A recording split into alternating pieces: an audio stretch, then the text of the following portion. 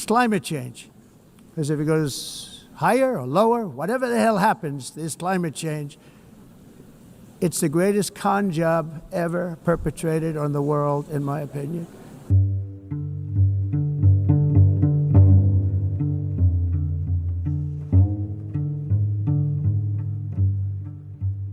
Le réchauffement climatique est la plus grosse arnaque jamais menée.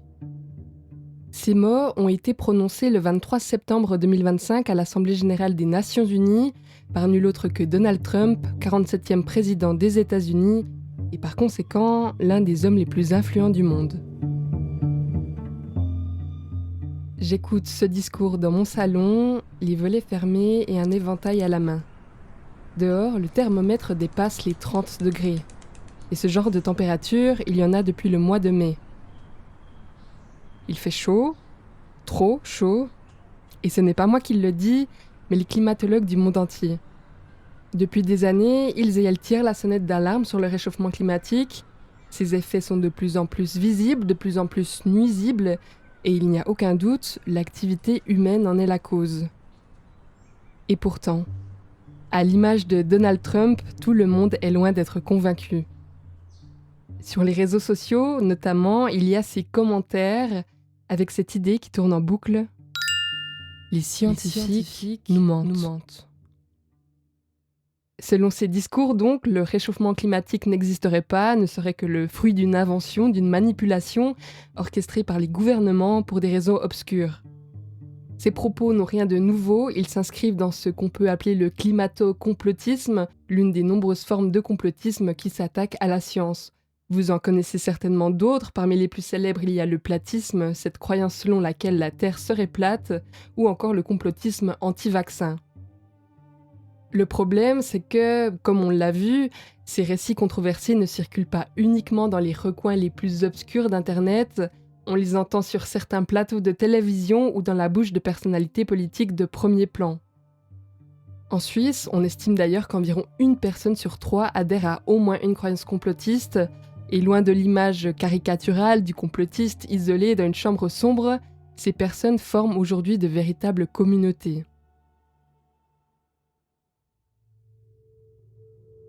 Alors comment ces récits, parfois farfelus, parviennent-ils à convaincre autant de monde ?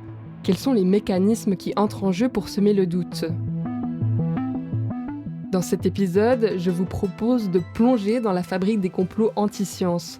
Nous allons décrypter les stratégies argumentatives qui sont utilisées pour remettre en cause des connaissances scientifiques établies depuis des décennies, voire des siècles. Car, comme nous le verrons, ces discours ne sont pas sans conséquences.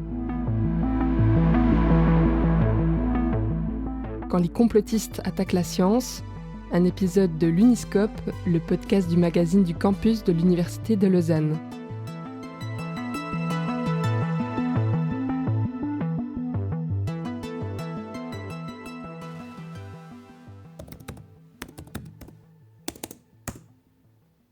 Commençons peut-être par nous pencher sur ces récits et plus précisément sur ce qu'ils nous racontent.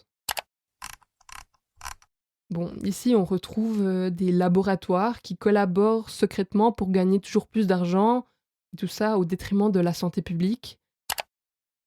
Là, il y a des vaccins qui provoqueraient l'autisme ou alors serviraient à stériliser la population, ou encore des missions spatiales qui auraient été tournées dans des studios hollywoodiens. D'une théorie à l'autre, le scénario reste plus ou moins le même. On retrouve des individus puissants qui œuvrent dans l'ombre pour orienter des décisions politiques, économiques et sociales. Rien n'est dû au hasard, tout est sujet au doute et surtout, tout est lié. Mais si ces récits partagent les mêmes ingrédients, ils n'attaquent pas tous la science de la même manière. Il y a des complots qui visent à nier l'existence même de ces théories scientifiques. Cette voix, c'est celle de Jean-François Baird, sociologue et historien des sciences sociales. Il est professeur titulaire à la faculté de théologie et de sciences des religions de l'Université de Lausanne. Ses travaux portent notamment sur la production des savoirs et des connaissances. C'est le cas des terreplatistes, par exemple, qui nient le côté sphérique et globiste de la Terre, c'est-à-dire qu'ils remettent en cause cette vérité pourtant établie historiquement, physiquement, scientifiquement. Donc il y a des complots qui fonctionnent sur une remise en question de la méthode scientifique, qu'on trouve trop complexe, trop difficiles, trop abstraites, trop loin de nos préoccupations personnelles, trop loin de ce que l'on ressent. Hein. Beaucoup des argumentations complotistes sont dites intuitionnistes. Hein. On ressent des choses et ça ne correspond pas à ce que nous dit la science. Et donc là, il y a une espèce de gap qui est difficile pour certaines personnes à passer. Et donc, ils essaient de revenir à une science qui serait en prise avec leurs propres sensations du monde. Et puis, il y a, comme dernier grand mode de fonctionnement, des complots qui jouent sur le discrédit, c'est-à-dire qu'ils vont attaquer directement soit des institutions scientifiques, soit des scientifiques qui sont membres d'institutions reconnues. Les grandes institutions qu'on attaque toujours, c'est la NASA pour la question de l'espace, le GIEC pour la question du réchauffement climatique, et puis même le CERN à Genève a fait l'objet ces dernières années d'attaques complotistes. Ces attaques, elles peuvent déboucher sur des actes de violence très concrets, intimidation, vagues d'harcèlement, agressions physiques ou encore incendies de centres de vaccination. Des exemples, il y en a des tas et certains finissent même devant les tribunaux. L'Institut Pasteur, acteur majeur de la recherche sur les maladies infectieuses, a ainsi remporté un procès contre un complotiste qui l'accusait d'avoir artificiellement créé le virus du Covid-19.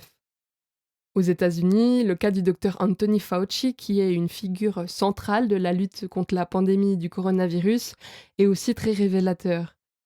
Il a fait l'objet de menaces de mort répétées, au point de devoir être placé sous protection policière, protection qui lui a d'ailleurs été retirée par Donald Trump. Pour en arriver à ce stade, il ne suffit pas de trouver ces récits intrigants, comme on pourrait apprécier un bon roman policier. Les personnes qui y adhèrent doivent y croire profondément, être suffisamment convaincues pour défendre ces idées malgré les potentielles poursuites judiciaires. Et pour susciter cette conviction, ces récits doivent paraître crédibles et cohérents, et c'est là qu'interviennent les techniques rhétoriques, comme celle de l'effet millefeuille. Ça, c'est une stratégie rhétorique argumentative qui consiste en fait effectivement à accumuler des données erratiques sans véritablement de lien entre elles, mais vous créez une forme d'échafaudage d'argumentaire, d'argumentation, et la personne qui reçoit ça a l'illusion que tout ça est extrêmement crédible en fait. Et beaucoup de groupes complotistes travaillent à développer cet effet millefeuille, en fait, c'est-à-dire nous noyer sous les informations, parce que ça demande tellement de temps que de déconstruire chacune de ces informations les unes après les autres que personne ne fait ça. Les complotistes accumulent donc des dizaines et des dizaines d'arguments de toutes sortes jusqu'à étouffer l'esprit critique de celui ou celle qui les reçoivent. Et peu importe que les arguments soient réels et vérifiés, l'important est de créer un effet de masse. On l'a dit, ces arguments sont divers et variés, mais en les examinant de plus près, une tendance se démarque. S'il y a quelque chose de commun à une grande partie de ces récits complotistes anti-scientifiques, c'est qu'une part parfois importante de leur argumentation est motivée par des positions religieuses. Chez les anti-vaccins, c'est très clair, une forme d'hygiénisme ou de naturalité du corps qui est fondée sur l'interprétation des textes bibliques. Chez les terreplatistes, c'est pareil, hein, la Bible est souvent citée comme livre ou manuel des terreplatistes, hein, parce qu'ils vont chercher dans la Bible des phrases, des versets qui vont dans le sens de l'idée qu'ils essaient de défendre, hein, que la Terre est plate et pas ronde. Chez les dénialistes du climat, c'est pareil. Il y a un fort retour actuellement de ce qu'on appelle le providentialisme. Hein. C'est une vieille idéologie religieuse qui consiste à dire que comme la Terre a été créée par Dieu, il ne peut rien nous arriver. C'est Dieu en fait qui a ça entre les mains. Donc qui sommes-nous, nous pauvres individus, pour être jugés responsables du réchauffement climatique, hein? Il y a bien quelque chose de plus grand qui nous préexiste et qui nous a créés. Et c'est vers Dieu qu'il faut se ranger. En mettant ces deux grands types de récits côte à côte, on remarque des grandes thématiques récurrentes, la croyance en des forces cachées et malveillantes, la quête de sens ou encore le rejet du hasard. Dès la fin des années 40, le philosophe des sciences Karl Popper s'est intéressé à ce parallèle. D'une certaine manière, pour Popper, plus la religion baisse, plus les récits complotistes augmentent. Donc pour lui, il y a une espèce de jeu de vase communicant entre cette baisse d'attractivité et d'efficacité de la parole religieuse et l'augmentation de ces récits complotistes qui vont récupérer en fait ces arguments religieux, qui vont les articuler à d'autres arguments, qui vont développer des récits, mais qui vont jouer à peu près le même rôle. Ce rôle, c'est celui de structurer l'histoire, de donner du sens aux événements. Depuis toujours, l'être humain a besoin de s'appuyer sur des grands récits pour comprendre son époque. Cette fonction a longtemps été assumée par les religions, mais aussi par les idéologies de masse. Et puis, il faut bien le reconnaître, notre cerveau aime les explications simples. Les récits complotistes offrent souvent des réponses monocausales à des problèmes très complexes, car il est évidemment plus facile et confortable de désigner un ou une responsable plutôt que de faire face à la complexité du réel et d'assumer, comme dans le cas du réchauffement climatique, notre propre responsabilité. Et à cela s'ajoutent évidemment tous les biais cognitifs. Parmi eux, il y a notamment le biais de confirmation qui nous pousse à privilégier les informations qui confortent ce que nous pensons déjà et à repousser celles qui nous contredisent.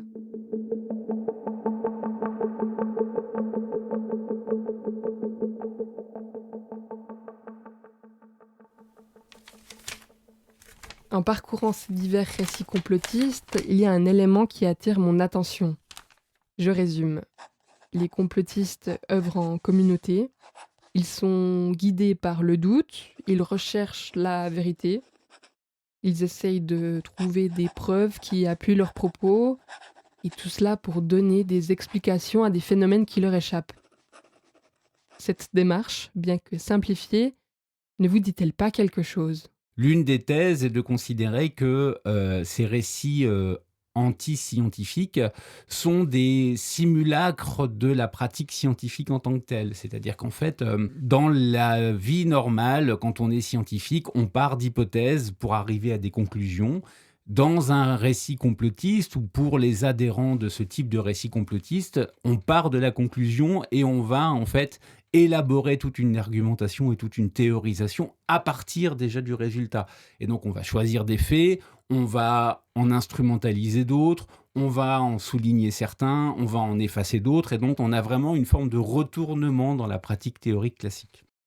Les plus virulents détracteurs de la science mettent ainsi un soin particulier à tenter de l'imiter. Les complotistes vont singer les institutions scientifiques, poussés par une forme de rivalité et certainement par une recherche de légitimité.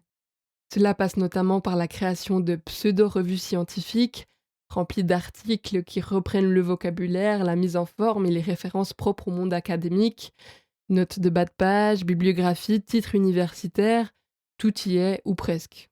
De véritables études sont citées, mais souvent sorties de leur contexte, mal interprétées ou détournées pour servir une certaine conclusion. Ce mimétisme, on a pu l'observer de manière frappante durant la pandémie de Covid-19. Sur les réseaux sociaux circulaient par exemple de nombreuses interviews de pseudo-experts en blouse blanche et au parcours plus ou moins solide. Parmi les figures les plus médiatisées, on se rappelle du microbiologiste français Didier Raoul, une figure controversée et complètement marginale dans la communauté scientifique qui a été propulsée au devant de la scène par la complosphère. S'il y a une particularité de ces récits complotistes, anti-scientifiques ou dénialistes, c'est qu'ils sont alter-scientifiques. C'est un terme, c'est un concept qu'on doit à un historien des sciences qui s'appelle Alexandre Moati, qui a travaillé sur ce qu'il appelle les alter-sciences. Et effectivement, c'est une caractéristique propre à ces complots. Alors, c'est quoi l'alter-science ? C'est militer pour transformer la science de l'intérieur, ce que j'ai dit sur le fait que la science, pour certains, est trop complexe, trop abstraite, trop théorique, trop mathématique. Il faut revenir à une science intuitive, sensationnaliste, en fait, d'une certaine manière. Ça, c'est une volonté de ces courants complotistes que de transformer, en fait, la méthode scientifique. Ça, c'est un premier mode d'alter-science. Et le deuxième mode est plus intéressant, plus efficace, c'est qu'en fait, pour attaquer la science, ils l'attaquent avec ses propres données, c'est-à-dire qu'ils instrumentalisent les découvertes scientifiques pour les retourner contre les sciences. Donc ça, c'est un mécanisme extrêmement intéressant, ce qui fait dire effectivement que celui qui adhère à une théorie du complot anti-scientifique est loin d'être un imbécile ou loin d'être un idiot, c'est quelqu'un qui sait parfaitement trouver des informations, qui sait parfaitement lire des textes scientifiques. Par contre, il va très mal les utiliser, très mal les organiser, très mal organiser en fait son mode de raisonnement. Les complotistes sont donc loin d'être naïfs, au contraire, ils savent convaincre. Et les recherches en psychologie sociale le montrent, personne n'est totalement à l'abri. À un moment ou à un autre de sa vie, chacun et chacune peut être tenté d'adhérer plus ou moins fortement à une théorie du complot. même si, bien sûr, certains facteurs socio-culturels ou politiques peuvent favoriser l'adhésion à certains récits. Et l'essor de ces discours n'est pas sans risque, car pour que la vie collective soit possible, il faut que l'on puisse s'appuyer sur un socle commun de faits considérés comme fiables. Et ces récits influencent aussi les directions que prennent nos sociétés. Des adhérents à des formes complotistes, dénialistes, anti-scientifiques votent et qu'en fait, ils prennent un certain nombre de décisions fondées sur, je dirais, les complots sur lesquels ils sont convaincus. Et donc là, il y a un souci démocratique majeur. À travers leur argumentation, les complotistes tentent de décrédibiliser la science, de créer l'illusion d'un dissensus dans la communauté scientifique. Tout cela pour freiner la prise de décision politique. Et ça fonctionne. The Paris Agreement handicaps the United States economy in order to win praise from the very foreign capitals and global activists that have long sought to gain wealth at our country's expense. Le 1er juin 2017, Donald Trump annonçait le retrait des États-Unis de l'accord de Paris sur le climat lors d'une conférence de presse à la Maison-Blanche. Pour justifier ce choix, comme on l'a entendu, il affirme que cet accord est en réalité conçu pour affaiblir l'économie américaine et permettre à d'autres puissances de s'enrichir aux dépens des États-Unis. Des arguments qui ne sont pas sans rappeler ceux des théories complotistes. La politique ouvertement climato-sceptique fait également des dégâts en Argentine. Depuis son arrivée au pouvoir, le président Javier Milei a licencié un quart des effectifs du service météorologique national. Selon des anciens et anciennes employés, le simple fait d'évoquer le changement climatique était interdit au sein de l'institution. Et les conséquences de ces discours touchent aussi directement à notre santé. La hausse du scepticisme vaccinal a par exemple contribué au retour de maladies pourtant considérées comme maîtrisées. Sur le continent américain, les cas de rougeole sont repartis à la hausse ces dernières années, alors même que la vaccination avait permis de l'éliminer dans plusieurs pays.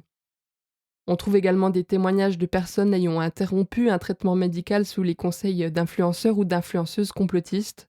Et lorsque le déni concerne le changement climatique, les conséquences sont tout aussi concrètes. Selon un rapport de la revue médicale The Lancet, la chaleur tue plus de 500 000 personnes par année à travers le monde. S'il est relativement facile de tomber dans la spirale du complotisme, il est compliqué d'en sortir. Et ce, même si l'on présente des faits vérifiés aux complotistes. Un argument rationnel ne suffit jamais en fait à transformer un individu. Pourquoi ? Parce qu'il y a beaucoup de choses qui se jouent dans votre conviction à la théorie du complot. Il y a beaucoup d'émotions. Et l'émotion est un moteur extrêmement important. Les psychologues vous le diraient. Il y a beaucoup de votre identité. Dire en fait non, je me suis trompé, ça va vous coûter beaucoup en termes d'identité personnelle, et puis votre place dans un groupe. Ce qui caractérise maintenant ces courants complotistes, c'est que vous n'êtes pas tout seul devant votre ordinateur, mais vous communiquez avec des gens qui ont les mêmes convictions et vous partagez en fait ces convictions. Et donc dire « je me suis trompé, je vais me retirer », ça vous coûte psychologiquement, ça vous coûte identitairement et ça vous coûte socialement. C'est un prix très cher en fait pour voir des gens sortir en fait de ces rhétoriques complotistes. À cela s'ajoute une dimension financière, vente de livres, de t-shirts, de formations ou de compliments alimentaires miracles. Comme dans les communautés sectaires, l'accès à une prétendue vérité cachée se transforme parfois en un produit que l'on vend à celles et ceux qui cherchent des réponses. Ils et elles sont ainsi entraînés dans un cercle vicieux dont il est difficile de s'extraire.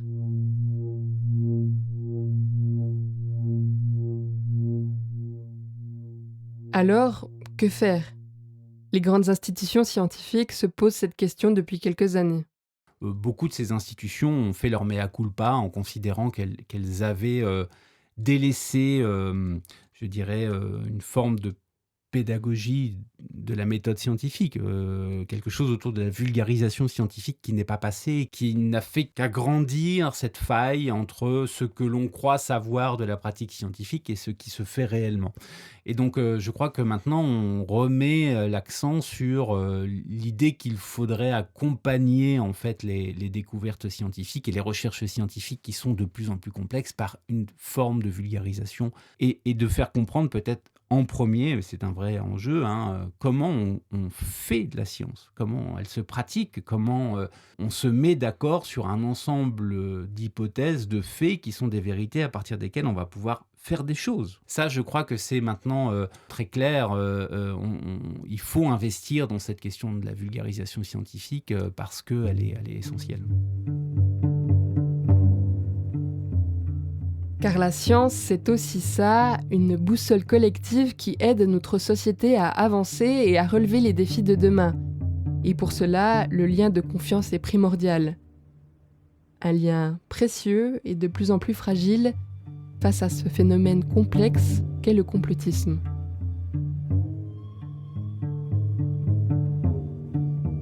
Vous venez d'écouter un épisode de l'Uniscope, le podcast du magazine du campus de l'Université de Lausanne, réalisé par Joyce Jolia. Un grand merci à Jean-François Baird, professeur à la faculté de théologie et de sciences des religions de l'Université de Lausanne, pour son expertise. Et merci à vous, chers auditeurs et auditrices, pour votre écoute.